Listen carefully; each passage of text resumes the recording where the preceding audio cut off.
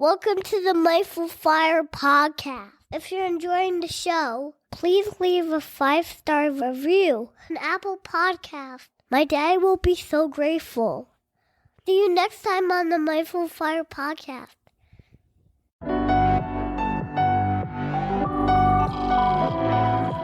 Welcome to the Mindful Fire podcast, where we explore living mindfully on the path to financial independence and beyond. I'm your host, Adam Coelho, and I'm so glad you're here. On today's episode, I'm joined by my friend, Kerri Jacobs, who's actually a former manager of mine. I'm really excited to have her on the podcast. Kerri Jacobs has been leading high-performing teams at Google in London, New York City, and now the Bay Area for over 12 years. Her obsession with empathy and leadership and inclusion in every aspect of life led her to create the program Leading with Empathy and to roll it out to leaders at Google.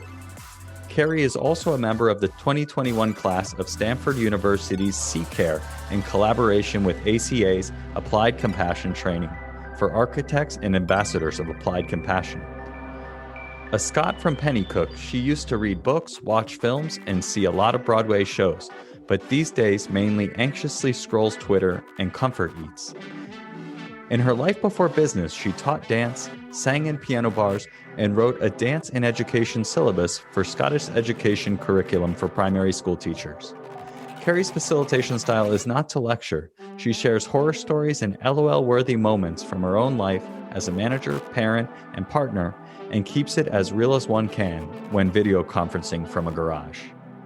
In this episode, Kerri and I explore what empathy is and why it's more important than ever to bring empathy into our interactions with the people we work with, and how really small changes, really just being more thoughtful about how we're interacting with those we work with and those that work for us, can make a huge difference in making people feel seen, heard, and cared for.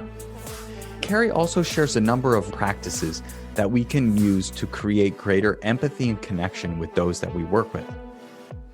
And she shares how leading with empathy in this way can really not only impact your relationship with that one person, but can also transform your business and the success you're having as a business. Kerri and I explore how she used to be super skeptical about all of this mindfulness stuff and how she actually came to understand the value of it in her own life when she found herself physically and mentally burnt out from work. How mindfulness really helped her in her recovery and led her to explore and create more meaning in her life and her work through this Leading with Empathy program. Now more than ever before, the demand is so great for this. She's finding herself being reached out to by people outside of Google and has started leading trainings outside for other companies and organizations as well. I really enjoyed this conversation with my friend Kerri Jacobs. It was such a treat to be able to have a conversation with a leader that I've actually worked for. I hope that you enjoy it as well. You can find the full show notes for today's episode, including all of the resources and links mentioned in the episode,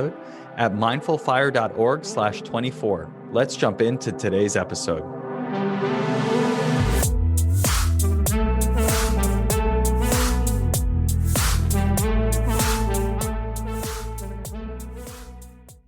Welcome to the podcast, Kerri. Thank you for having me. What an honor. It's really cool to have you here. I've thought it would be fun to have my bosses or previous bosses on the podcast. So it's very exciting to have you here on the podcast, having been my former boss's boss. I hope that's not how you think of me, a boss's boss. It sounds very official, doesn't it? Colleague, friend, that kind of thing. Yes, we have graduated to friend and I would say career mentor as well. Every time I came to New York, it would be, I got to catch up with Kerri and talk about life and career. So I appreciate all the guidance throughout the years. Thank you. I get a lot from it too. And it's really cool to see what you're up to and how successful you're being, Adam, and just how true you have remained to yourself and what matters to you. It's really impressive. I appreciate it. Yeah, it's sort of an ongoing process, I would say. It's got to be. So I'd love to start by having you share with the audience a little bit about who you are and what you're up to in the world. Yeah, I think it's important to start by saying that I identify as a straight, white, cisgendered female. So my experiences are not the same as everybody else's experiences. And I've been lucky to walk through the world as such and experienced a lot of privilege. But originally I'm from Scotland, lost most of the accent these days, but it comes and goes.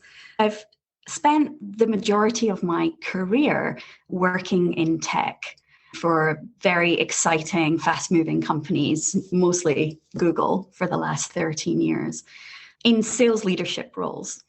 I'm also a mum. I can't believe I didn't say that first. I went straight to the job stuff. But I have 2 kids. I have a phenomenally amazing partner, my husband, Fergus. I'm an atheist. I'm a feminist. I'm a depressive. I'm an insomniac. And on a good day, I'm an artist. That's how I'm learning to talk about myself. So in the workplace, I've always been leading teams.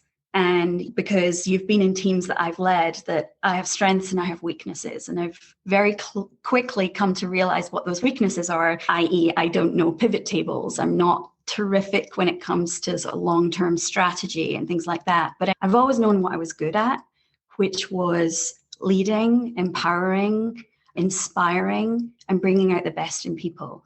So I've spent the last 2 years focused on a program both within my workplace and now outside of it, which I call Leading with Empathy, to really help managers, people managers, leaders understand why it's so damn important to have empathy as a trait in leadership. It's been a really interesting experience. I wish it hadn't taken a global pandemic to prove my point that empathy was really important. It has, and I think you can look at any leader across the world and see with which the degree of empathy that they used was helped in the success of dealing with the pandemic. But everything's come to a head at the same time. So I'm glad that I was already working on it and able to help so many people when the world shifted and those of us who are lucky enough moved to work from home. That is the most robust background I have gotten on the podcast. So thank you for sharing all of that detail. It really paints a full picture of your life and how you're approaching your work and your life in general. Having been working with you and knowing you for a few years, I know that you weren't always so into the ideas around mindfulness and I wouldn't say empathy. You've always been very empathetic, but this idea of mindfulness and compassion, maybe you were a little bit more skeptical about that in the past. So I'm very interested, and I really don't know this, to hear how you moved from being a skeptic to not only being into it, but leading trainings and sharing this with thousands of people. I'm still learning. I'm nowhere near the expert level that you are. But I think firstly, what happened with me is that my body broke down. So I definitely was a victim of burnout. And that burnout manifested itself in lots of different physical ways, but I knew that there was a lot going on psychologically that had to be addressed. And when you start working with a psychiatrist or a therapist, I was really taken aback by how much mindfulness and meditation played a role in the therapy. And I think for me, I'm always driven by science. Adam, I'm just not interested in anything hokey, and so I think maybe when it came from a medical practitioner, I started to take it a little bit more seriously. And also, I think there's been so much more work on the scientific side of it recently. There's so much more research showing the benefits. And what I love about, I'm trying hard, but I am by no means like, do I have a regular practice? I'm trying to adhere to Sam Harris's waking up practice. I can't do Headspace because Andy's voice is exactly like my husband's, which is really weird. They have the same accent, come from the same part of England. But what I do is that idea of giving yourself the gift of loving attention. I think that's so important. I'm learning a lot about how to handle triggers. I'm learning a lot about mindfulness not being judgmental, that it's just attention, just like looking in the mirror and what is. So I have a long way to go, but I definitely think that maybe just even being at home during the pandemic has helped a lot of us talk about mental health and the challenges we face. And I think these days, any conversation around mental health, empathy, compassion, there's always going to be a mindfulness element because it's so important. Yeah, thank you. Yeah, that I think is a really great point. I really like how you mentioned that mindfulness is really the foundation of empathy and compassion, and that without mindfulness, which is really a kind of awareness of what's happening without resisting what is, you really can't meet someone where they are or act in compassionate ways. You really need to be able to see that right now, it's like, this is what's happening. And what are my choices from here? Not how do I wish it was? It's really a key element and something that has become more and more important in my practice and in life. I was practicing for years where I was just, my mind would wander, I bring it back. My mind would wander, I bring it back.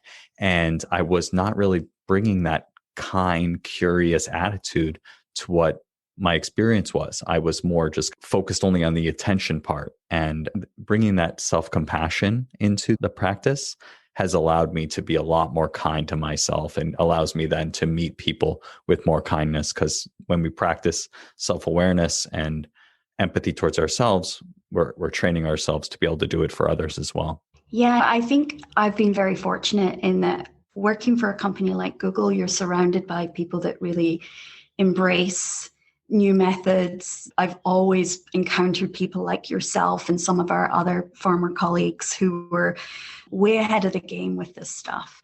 And then I've seen it start to make its way into the corporate world.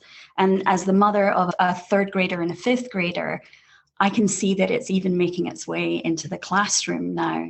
I can see my children being taught strategies and techniques around breathing. And I just find all that very encouraging, that we're leaving the skepticism aside, or we're at least moving forward with embracing new ways of dealing with stress and anxiety and other emotions. Awesome. And so it sounds reaching the point of burnout and having physical manifestations woke you up to needing to do things a little bit differently. And the therapy that you were able to take part in helped you learn about mindfulness and apply it in your life. How did that grow into wanting to dive more into empathy and eventually share that with your colleagues? I feel like empathy is a very easy to understand concept. When we talk about compassion, that's in response to suffering. And when you say the word suffering in a workplace, people can clam up a little bit. Oh, no, nobody's suffering here. What are you talking about? Whereas empathy is more about tuning yourself into someone's frequency. And I felt like even the most skeptic leaders, even those leaders that really move away from anything touchy-feely, talking about emotions, they could wrap their head around empathy. It's not so much of a barrier, a mental barrier to think about. You're really just asking leaders I'm really just asking them to remember or imagine what it's like to be on the other end of the conversation or in a different situation, and adjust their behavior accordingly. And I think there's a real need for it. I think it's proven that the higher you go in the corporate ladder, you remove yourself from understanding the people that you're managing, right? So you start to rely on stereotypes, or just to understand, oh, this is how a direct report must feel. And this is how a female direct report must feel. And it's understandable. You have all these other priorities that you need to think about when it comes to running your business. But the truth is, this is all about people. And I think COVID has shown us that too. Nothing else matters. And I really felt like I could tap into, I only get 1 hour with leaders, right? They're very busy people. I can't have them do a 20-minute meditation and then an introspection exercise that takes 2 days. Like, I have 60 minutes with them. So I want to get really straight to the meat of it. What are the behaviors you can do that make people feel more included, that have that sense of belonging? Because actually that's going to make them do better work. It's going to make them stay at the company longer, go above and beyond, be more creative and innovative, attract other top talent to your team, help you get a reputation for being a phenomenal leader. So I do wrap it in that kind of wrapping. This is about helping you get better at your business and get better at leadership, but at the same time, just showing more compassion and empathy to everyone around you, because we spend so much time at work. It can be a hotbed for suffering if things aren't going well. So that was the driving force. I've done a lot of research where I ask people, What are behaviors from managers that make you feel included? It's just, what empathy are you seeing demonstrated in the workplace? And what are the behaviors that make you feel excluded? And it's nothing to do with pay rises or promotion or getting cool projects or visibility at senior levels. It's about when the manager remembers something about you, the name of your kid, the country you grew up in, the fact that your dog died 3 weeks ago. That's what matters to people. Being present in a one-on-one, not moving meetings around last minute without any kind of apology, centering the conversation on the person rather than on yourself, saying thank you. It's the most small, tiny human behaviors, which is all about being mindful, that matter. And so I really just wanted to build a workshop where I could get in and out and make as much impact in as short a space of time with as senior leaders as I could, because this kind of thing has to come from top down. Very interesting. I agree completely. And I think I read somewhere on your LinkedIn or on your website that it's something to the effect of people don't leave jobs, they leave managers. And I've had good managers and I've had bad managers, and just you can feel the difference. And it's not good or bad, and they got me promoted or they didn't get me promoted. It's, do they even care about me? And that makes all the difference. That I've been fortunate, knock on wood, to have the same manager who we both are very close with, Paul, for the last 6 years, more or less. I used to joke that if we got reorged and now we were stocking the micro kitchens, I would still be working for him, because you can tell he really cares and isn't just telling you things to tell you things. He's telling you the truth, and he actually cares about you as a human being. And that makes all the difference. It does. And you're lucky to have a manager like Paul. And I was driven to build this program because not all managers are like that. And you're right. It's the number one reason people leave a job is because they're unhappy with their manager. And it can really affect your life. I know it has done mine in the past. And I'm not advocating that the managers are so empathetic that they're forgiving of every mistake and pushovers. It's not about that. It's just about recognizing the person where they are. And I think those of us who had the privilege to work from home when COVID hit, you really have seen there that managers that weren't leading with empathy are the ones struggling, because there was no connection made between the two human beings. And now when you're just speaking to each other on a video call, it's very difficult to establish that. Whereas the teams that were already tight, high levels of psychological safety, are the ones that have been thriving. But I still believe everyone is born with the same capacity for empathy, Adam, right? It's just like any muscle. It can strengthen, it can atrophy. And actually the gateway drug to empathy is fiction. So immersing yourself in Netflix, watching movies, reading fiction is really good, because you're immediately identifying as a character that's not yourself and putting yourself in their position. I still truly believe that even managers who think none of this is in their skill set, they can still improve. Very small, tactical, practical things that they can do every day. Just making sure that if you move a one-on-one around at the last minute, you send one short ping saying, I'm sorry, I've done that. I look forward to speaking to you tomorrow. I know this is the third week in a row. That's all you have to do. Or just making sure that when you're in that one-on-one, that you're showing your hands so the other person knows that you're listening. And if you are making notes in a doc, at least saying that to the other person, hey, listen, I'm not multitasking. I'm making notes about the conversation that we're having. Tiny things like that.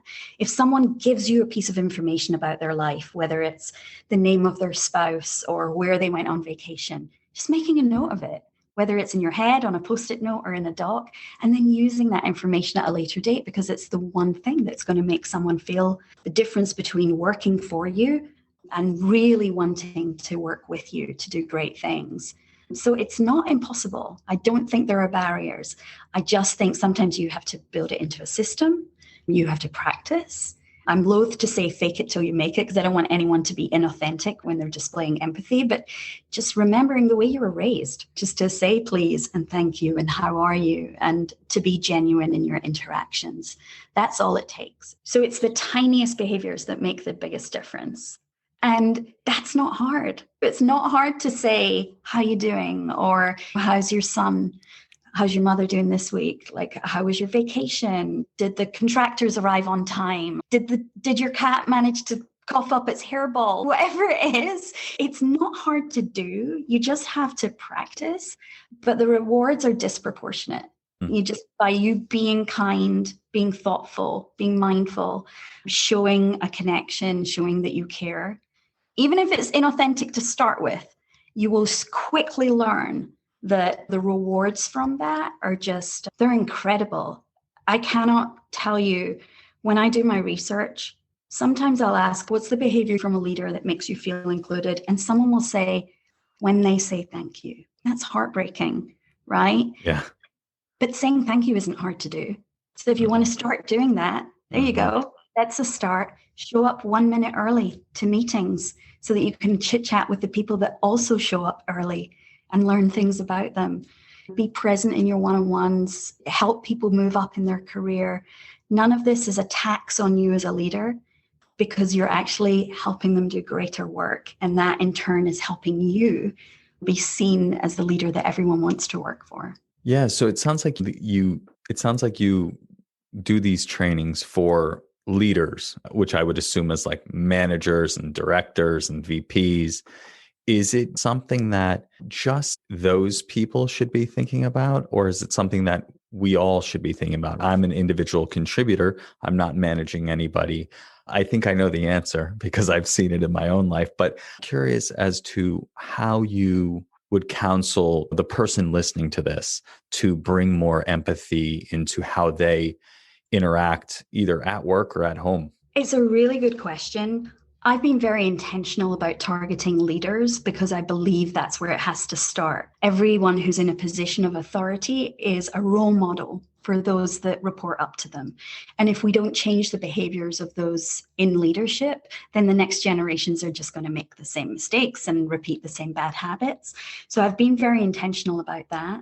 But I do think that empathy, of course, is important. And we're all leaders, right? We're all leaders in our own way.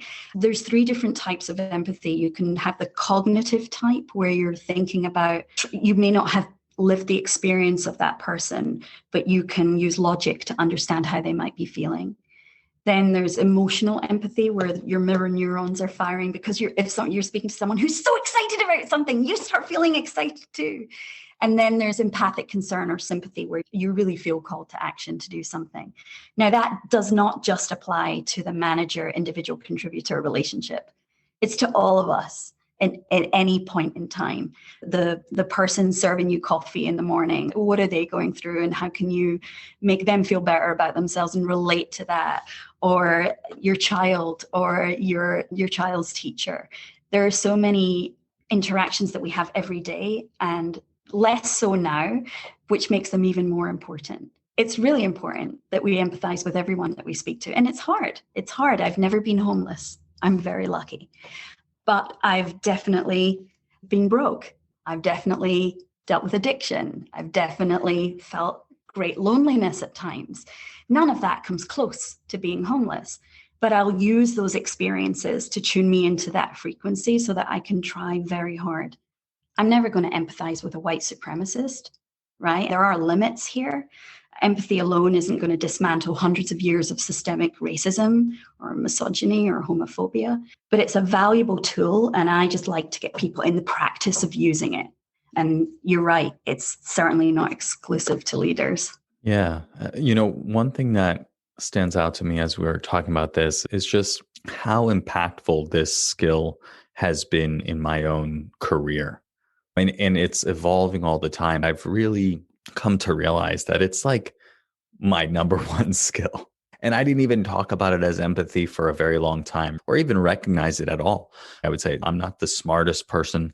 I'm certainly not the most organized or the fastest person to respond to emails, but I can connect and empathize with people and get them to trust me, not out of any manipulative way, but just by connecting with people. And that has served me so well. And it's really the small things, right? It's starting your emails with, I hope you're doing well. I hope you and your family are safe. It's saying thank you. I led a training 2 days ago with Paul for the GTech team. And one of the guys, we are on a call together the previous day, and he had a 3-week-old baby on his lap. And I was like, whoa. And then sure enough, on that call, there he is holding a 3-week-old baby. And so I just took that opportunity to just connect with him in front of everybody, just saying, oh my God, I'm glad to see there's actually proof that you have a 3-week-old baby. It's so cool. Congratulations. And that relationship serves me so well when I need help with something, or just when we're working together on something. It makes all the difference. I agree. I think one of the most valuable tools I've learned during this work from home period is to start conversations instead of saying, how are you doing? Because people are just going to automatically default to, fine, great, how are you? Is to say, how are you doing this afternoon? Pause. And of course, displaying vulnerability yourself. It's easy for me to say, Adam, and this is the truth, I'm freaking out about my hair. I haven't had it cut since COVID began. And this morning I was like, oh my God, what am I going to do with it today when I have to speak to Adam? So just like being real with it. I've also been very aware that we have to have empathy for people who are experiencing things differently from us. And the light has really shone on some of those types of diversity beyond race, sexual orientation, gender and gender identity, to things like socioeconomic background. Now that we're all working from home and we can see into each other's homes, that's quite invasive. And I've been on calls where someone's dialed in from their yacht and someone else is dialing in from a cupboard or a closet. So we're seeing these huge disparities at opposite ends of the economic spectrum. And that's become something that I want people to have empathy for in the workplace. Or you mentioned family, and congrats to your colleague with his 3-week-old baby. COVID has not been very supportive to families going through fertility treatment or adoption procedures. Some of that has been screwed up. So when we keep talking about parents being heroes in this crisis, we have to also be mindful of those who want to be parents and it right now can't be. And that's just another thing to think about. Or people who've been affected in different ways. They've had to move back in with their parents. They're unable to get the treatment they normally would. They have a kid at home with special needs, or some positive ones. Some people who lead with introversion are really thriving in this environment. And now as leaders, we need to think about, and as colleagues, how do we maintain that? How do we give them that security when we one day return to the office? So I think just having empathy and being mindful that even the boat you're in the storm today could be a different boat tomorrow. And everyone is experiencing this in completely different ways. And we should never make assumptions, and we should never project how we might be feeling or how we imagine we might be feeling in that any given situation onto someone else. That's been probably one of the biggest things that I've learned. Yeah, it's a really good thing to call out, right? There are many different experiences that people are coming to work with or coming to whatever interaction with. And can we check our preconceived notions at the door and meet them fresh with beginner's mind, so to speak, and tune into what's going on for them and ask them what's going on for them, give them the opportunity to share a little bit about what's going on if they feel comfortable to do that. I'm curious about, in this training, I assume there are some practices or practical applications of building this muscle of empathy. Can you share a few of those with the audience? Yeah, I think that's the part of the workshop where people pay the most attention. That's when everyone grabs their pen, because people are like, okay, I get it. So tell me what to do. And there are some really simple things, like just being intentional about scheduling some time. Maybe every second Friday, you put 15 minutes in your calendar. In your head, you can call it recognition time. In your calendar, call it whatever you want. But using those 15 minutes to intentionally sit down, think about everyone that you work with, and reach out to them, whether it's a handwritten card, a ping, an email, a text, a Post-it note, whatever it might be, just to do your intentional reach outs, like, how's your mom doing? Or, hey, have you watched this yet on Netflix? I know you'd love it. Or, great work last week. I don't know how we could have got through this without you. You may be good at doing the right thing in the right moment to the right person, but most of us are just swamped. So that's really important. I think if you work for a company that has employee resource groups for underrepresented people within the organization, join them. be a good ally, learn what they are going through. I've learned a lot, for example, about what ex-military personnel and law enforcement personnel who now work at the company I work at, they have their own employee resource group. And I joined it and I'm listening, I'm being a good ally. And just things like that can really help me understand that for those people with a military background, the sense of helplessness during a crisis like the one that we're going through can be quite debilitating. And I would not have known that otherwise. Or things that the transgender community is going through that I think I know about, but joining their resource group has definitely helped me see that. One of the biggest barriers to empathy and inclusion is the perception of favoritism. Usually there's no malintent, right? But just as humans, whether we're aware of our biases or not, we definitely tend to treat certain people differently. And so one thing you can practically do is just really think about, how do I and how does my team celebrate things like birthdays, babies being born, people being married, people getting promoted, joining, leaving the team? Let's see if we can do that consistently in a consistent manner so that we're not one person leaves and we send like a document we've all piled into and another person leaves and they get a 2-line email. Like just those are the things that can sometimes really lead to those feelings of being left out. If half of your team is connected on social media and the other half isn't, when you're in a team meeting and people are talking about how nice your garden's looking at this time of year, then those who are not connected to you on Instagram immediately feel excluded, immediately feel like they don't belong in the conversation and that they're not part of the group. So there are a lot of practical things that people can do to just eradicate some of those feelings of favoritism, but also just build into your daily life things that will remind you to lead with empathy every step of the way. So, Kerri, there's a huge need. There's a ton of practical, very simple and easy to implement things that we could do to build our muscles of empathy and make the people we work with feel more connected. And I'm curious how you built this course and how you're getting on the calendars of all of these very busy senior leaders and getting their attention and interest in this. How has that happened? I started with just looking a lot into my own experiences, and I partnered with a friend of ours, Gillian Fiore, with her organizational psychology background. We looked at just our own workplace, and we did a lot of focus groups and one-on-one interviews, and then a ton of research with surveys. This is definitely a growing area of research in the scientific community too, Adam, right? So there's a lot of people now researching empathy in the workplace. It tends to be in a more medical setting. It's so important that medical practitioners can empathize with patients, for example. So a lot of studies being done there. But I worked with learning and development teams, definitely took a lot of counseling and advice from diversity, equity, and inclusion teams, because this is all one and the same, to develop the content. Now, how am I getting on calendars? I wish I could clone myself. There is so much demand for this stuff. And I think it's because leaders finally recognize that how important this is. And whether it's taken the pandemic or economic recession, the racial injustice reckoning, the climate crisis, having your kids at home, murder hornets, wildfires, like whatever it's taken for us to get to this point of recognition, I'm okay with it, because it definitely, the work that we're doing is definitely in demand across the industry. People are seeing their colleagues burn out.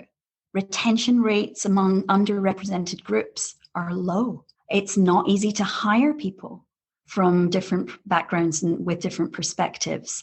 And I'm not saying that about my own company, I'm saying it about the industry at large. So it starts taking a real toll on your ability to be a successful business. So this is good for businesses. And I think it's just a reckoning. I think people are finally realizing the importance of it when they see half of their employees having to take extended sick leave because they're feeling so awful and are being so impacted by wellness issues.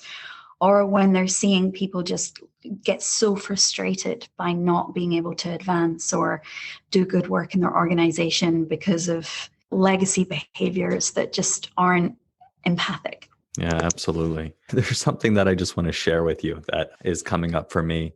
So when I teach Search Inside Yourself, there's this point at which you tell a story about a compassionate leader. And the story that I always use is about Paul. And specifically on the day when you announced that you were leaving the team. Because when you announced that you were leaving the team, everybody was devastated. Obviously, we had a lot going on. It was a very challenging time within our environment. But when you announced that you were leaving the team, I think everyone had this feeling that the soul of our team was leaving. And Paul recognized the suffering that was happening. I can picture Jillian's face because she was living in San Francisco, sitting next to me at the time. And Paul just cleared his calendar and made space for people to come and talk about their concerns and their feelings about you and the team and everything. And that just really demonstrated to me compassionate leadership through and through. So I think that speaks to, one, the importance of awareness and meeting people where they are and recognizing the needs of the group, but also to the incredible culture that you created within the team. Lots of people leave the team, but it's not that big of a deal because people move on. But that really stood out to me. And I've told 1,000 Googlers that story. And so, one, thank you for creating the culture you did on the team. And I just wanted to share that with you. I'm glad you did. I feel bad because I don't want to ever cause suffering. And I hope that the circumstances we're talking about, I didn't want to leave the team. It was just the way things panned out. I'm so glad that other leaders like Paul stepped up and took over. And, what we created, we had a very unique experience of a small team that grew very quickly, but we all handpicked each other and we had a great leader ourselves in Steve. And we definitely built a culture. I'm learning so much about culture now that I'm studying compassion in the workplace. I just think it's so important. The culture, it's about the way that roles are defined, right? It's the routines that help the work get done. It's the meaning and the modeling that leaders provide.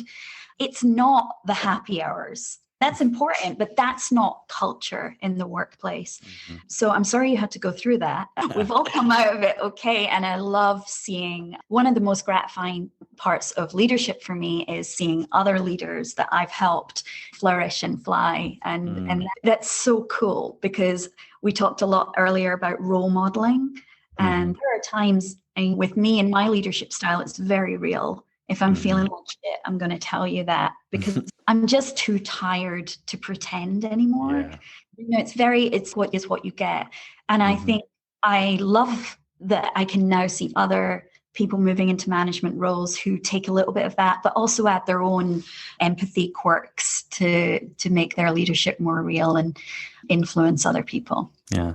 Thank you for sharing that. And yeah, it's very interesting how this all comes to play. And speaking of Steve, we just had a very tough couple of weeks for the Asian American and Pacific Islander community. And he did the same thing, right? He saw suffering and he cleared his calendar. He spent, I think, 5 hours that week just creating safe spaces for people to come and share.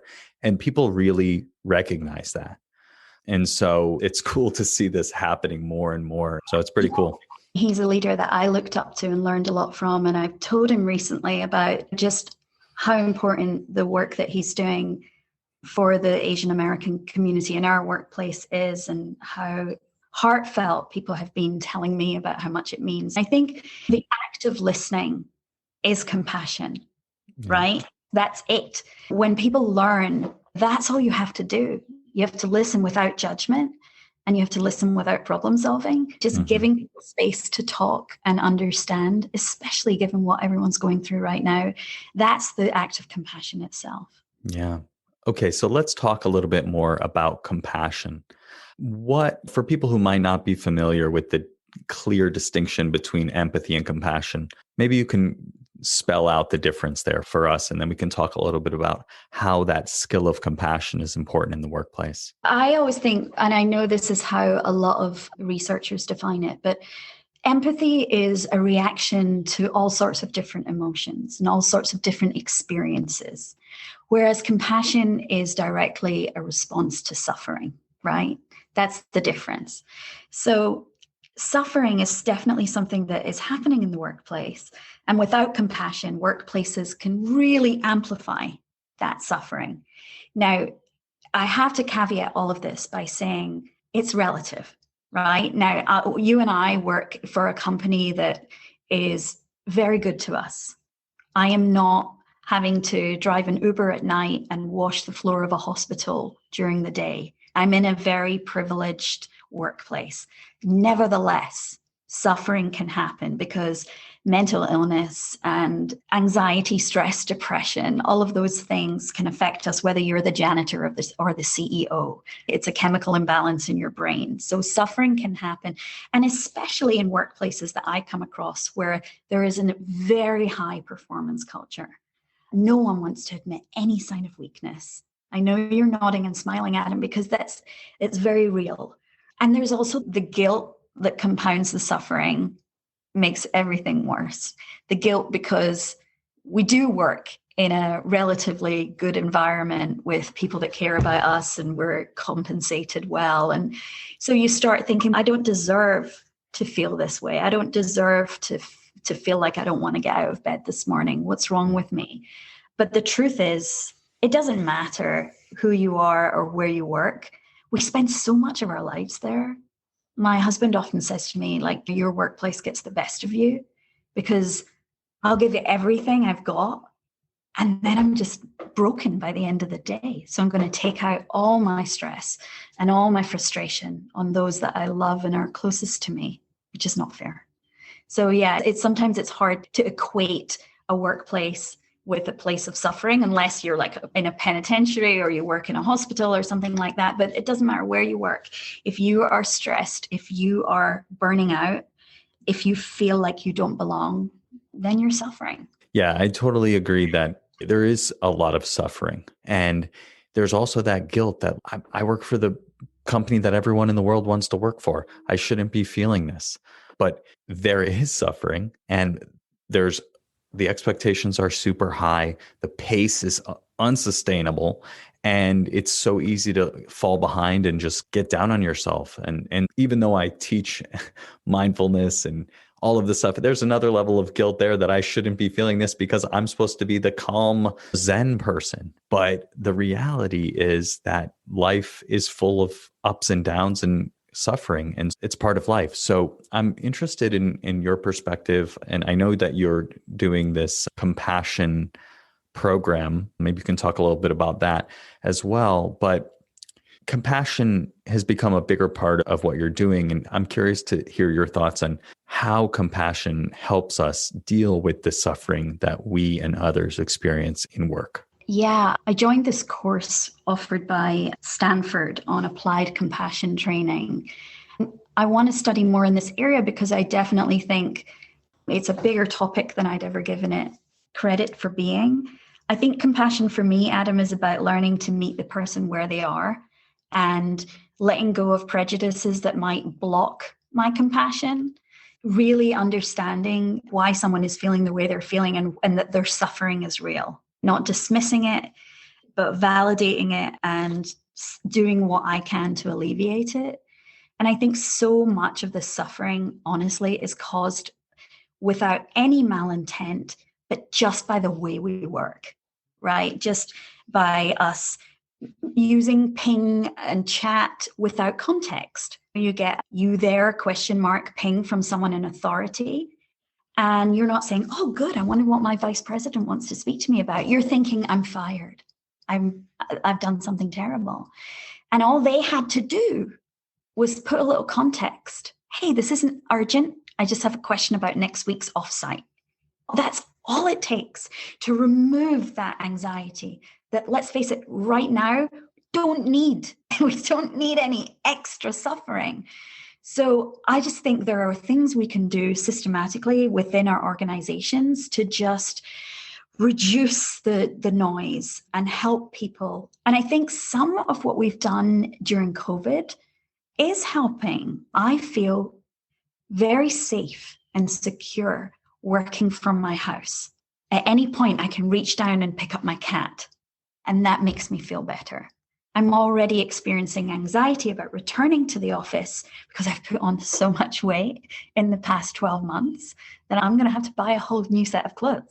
So there are things that we've learned that we can be compassionate to our fellow workers that I want to make sure that we continue when we return to normal. Yeah, definitely. Again, it's really standing out to me just how being more thoughtful about how we are interacting with others and how our actions impact them is really all we're talking about. It's really just That's being all a it little is. more thoughtful.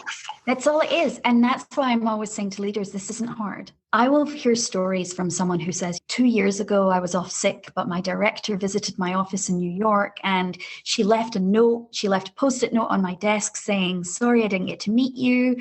I look forward to seeing you next time I'm in the city. I still have the Post-it note, this worker will tell me, because it just meant so much to them. Now, do you think that director that scribbled something on a Post-it really thought this is going to make or break whether this person stays at this company and does great work for the next 2 years? Of course they didn't. They just did it and stuck it on the desk. But the outsized impact that it had is the reason that person just really gave their all and is flourishing in the company. So it's so small. It's not difficult, but it takes reminding. And it's funny that you're saying, even as a facilitator of your Search Inside Yourself course, you still have to remind yourself. I teach this course multiple times a week and I still get things wrong. I will still be distracted in a one-on-one, or I will still turn a conversation back to my experience rather than truly listening. So it's understandable that with the pressures that we're under, the stuff's going to fall between the cracks. I'm just advocating that we all just remember that these are the things that matter. These are the things that will help people be open when they are experiencing burnout. They're going to be more likely to tell you about it sooner so they can get the help they need. They're going to be more likely to encourage other strong performers to join your team. You're going to be someone who gets a reputation as being a phenomenal people manager or a phenomenal teammate. And that's going to progress your career. If you need to reframe it that way, whatever you have to do, but just remind yourself that it's the small things that still make the biggest difference. Yeah. Yeah. It's interesting as you're saying that. I'm thinking when I was looking for a job, leaving a less than ideal situation, I was brought to your team by Linda, who I worked with in the past. And this team is amazing. You're going to love it. And then when I joined the team, I brought 2 people as well. I brought 2 Davids. You want to bring people into the environment when you feel supported and cared for and all of that. And as you said, you want to work a lot harder. If I'm disengaged and I, don't really feel very connected to my manager, I'm not going to go above and beyond. I'm just going to do what I need to do. But working for Paul, if he needs anything from me, I'm going to jump up, raise my hand, help, because I know that he cares about me and that I care about him and I care about the team. And it all makes such a big difference. And it's just these little things that show that care, and we can all practice them. So I think that's really the takeaway for me. And by the way, that can extend beyond your internal workplace too. If you're in a customer-facing situation, this is the time to really flex those empathy muscles, whether it's just reaching out and proactively giving them a recommendation on a platform like LinkedIn without them even asking for it, because people are worried about their jobs in this economic climate, or just recognizing them, sending them a handwritten note or a card, or offering some storytelling time for their kids if their kids are stuck at home and not back at school. Whatever you can do to also remind your customers that we're all in this together. I saw a beautiful example recently, Adam, of a company. They're called Moonpig. It's like Hallmark. They make greetings cards that you can personalize on a website and then have them sent to your loved ones.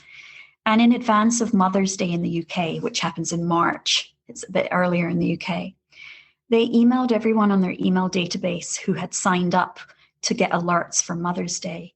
And they emailed them and said, hey, this year is different. You may not want to be reminded that Mother's Day is approaching.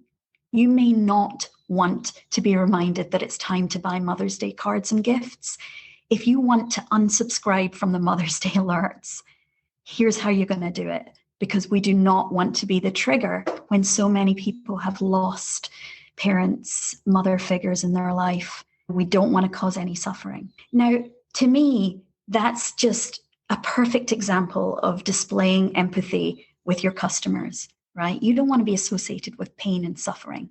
So giving them the heads up and saying, it's okay, like we may lose you as a customer short term, but you'll be back at Christmas because we care about you. I got a bill the other day from Cal Water. Is that what you call the water company here? And it said at the bottom, it was talking about how you might be struggling to pay your water bill right now. And it said at the bottom, we may be 6 feet apart, but we're in this together. And I know it's just a little slogan someone stuck on the bottom of a bill, but it gave me a moment of being like, oh, that's nice. That's really nice. So I think there's ample opportunity for us to extend those small things. Again, they have to be authentic. You can't be just like faking it, but just extending those small reach outs to people, whether they're within your circle, with the teachers at your kid's school, the guy that delivers your packages. I'm being sexist. It could be a woman delivering your packages. Whoever it is, just doing those reach outs. There's never been a more important time to do it. I'd love to talk a little bit about how this training that you created within Google has now grown beyond the walls of Google. Can you tell me about how that has happened? I think it's pretty recent, and how it's going and what your vision is for that. Yeah, I'm letting it all just very organically play out. The lovely thing about empathy is that usually after every workshop that I do, regardless of the seniority of the leaders, I get some reach outs, whether it's ping or email afterwards, thanking me, or more likely telling me that they're suffering and where should they go for help. And I've also just over the past year had a lot of people say to me, my husband's company would really value something like this, or they'd really benefit from this. So it's all happened very organically, word of mouth, which I think, given that the nature of this is empathy and compassion, is the way it should be. I feel a little icky about proactively advertising something. I want to have empathy for people's inboxes. I want to have empathy for their calendars. If and when people arrive at the conclusion that it would be pretty cool to have someone who's not one of us, but who knows what it's like to be one of us, to come and just talk to us about our culture and give us some practical tips about how to make things better and base it on research, base it on the data, then I'm having people just reach out to me. And what I love is learning about each individual company and the nuances of their organization and their internal culture. And we're not that different. It doesn't matter whether I'm speaking to marketers or security people or finance people or sellers. Everyone's going through the same stuff. So I'm really enjoying just getting to know other organizations and how they work so that I can use their terminology when I'm working with them. But then just sometimes having an independent facilitator is all they need to just crack that open and have people start really telling each other how they truly feel. And that's a real privilege to be able to do that and watch people go through that experience. Yeah, absolutely. Just that third party perspective that just comes in and puts out an invitation, says, hey, let's try something a little different. I don't know, I'm not in the weeds of everything that you have going on, so I can come with a different perspective and open the door for you to experience something new. Yeah, and I try and make it funny and entertaining. I don't think I've sworn much on your podcast, but I'm from Scotland. I curse a lot. And I want people to feel safe enough to start talking. Now, it doesn't always happen. I've done sessions where no one said a word and it's tumbleweed in the background, and those are awful. But afterwards, people will still reach out and say that actually I really connected with that thought, and I'm gonna make a real effort to change my behavior in this one particular area. The breakthroughs might not happen within the 60 minutes, but it's a start. And then I can return and do more work with your organization at a later date. But I think it's that initial intervention. It's giving people permission that for the next hour, we're not going to talk about work. And I'm also not going to approach it I'm not going to take you through a meditation at the beginning because that's not my skill set. I will definitely advocate that you start doing that work, but we're going to get right to it because I've only got you for a short period of time and you're very busy.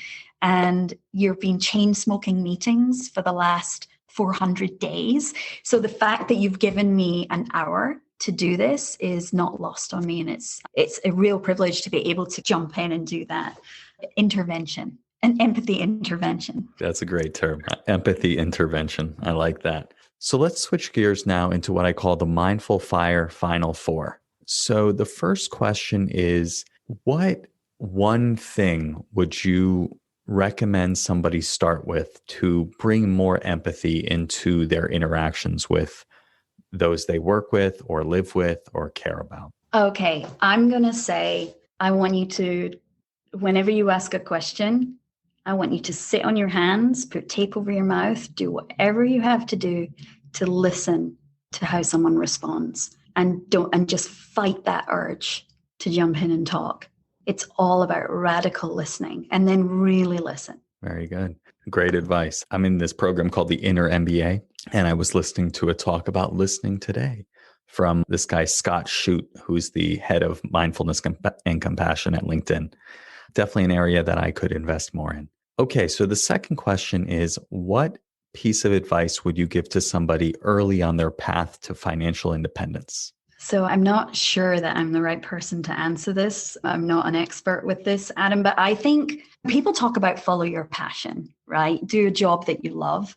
I think that is definitely something that I've learned over the years. And we talked about, there have been instances where I've been in a situation where I've really not gelled with the manager. Find a new one. Follow the people and follow your purpose, and don't get bogged down with titles and climbing that ladder. That will happen if you do great work. So just invest in your relationships with other people, and that, I think that really stands you in good stead to do well. I wish I'd listened to my own advice. I spent way too many years in jobs where I was unhappy. Yeah. Is there any question that somebody could ask themselves to reflect on, either are they in alignment with their purpose, or even figuring out what their purpose might be? I will say it's a privilege to ask yourself that question, right? Because most of us are just looking to get a salary and survive. So it's definitely, you're in a very fortunate position when you can start thinking about purpose and things like that. However, I always think it's one useful question for me that I've always found really insightful is to think about, what's the most impactful piece of advice you've ever received in your life? Why was it impactful, and what were the circumstances? Who delivered it to you? And just by answering that, whether it's like, oh God, that was someone that a mentor of mine once said, or my grandfather once told me this and it really resonated and helped guide me.